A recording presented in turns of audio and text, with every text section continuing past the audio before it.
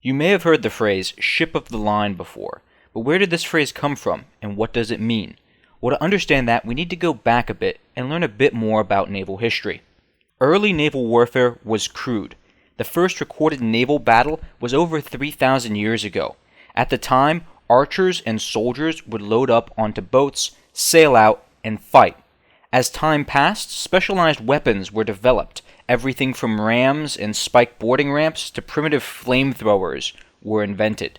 Tactics, however, remained roughly the same. Hit the enemy with your ship and either sink them or board them.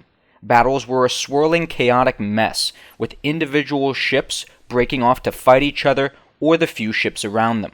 Captains would seek out opponents that were roughly their size to fight, or groups of smaller ships would try to gang up on larger ships.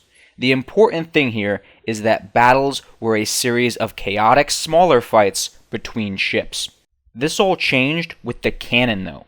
While heavy weapons such as ballistas and scorpions had been mounted on ships as early as the Roman Empire, none of those had the mix of range, accuracy, and damage the cannon was capable of.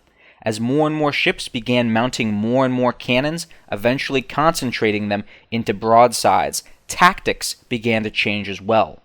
Admirals found that instead of having this chaotic mess with ships everywhere duking it out individually, it was much more efficient to concentrate their cannons into a single wall.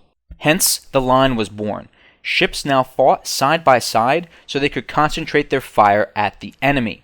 This meant that battles were no longer this chaotic brawl, and more importantly, that each ship would have to fight the ship next to it. Ships in the line could not pick and choose their fights like they used to. While there was still a lot of finesse in naval battles, whichever of the two ships was bigger and mounted more guns was obviously most likely to win. Soon ships were purpose-built to fight in the line, becoming larger and mounting more guns. These ships became known as ships of the line, purpose-built to fight and die in the line, while the other smaller ships became skirmishers and interdictors for the fleet, avoiding the line of battle or skirmishing around it.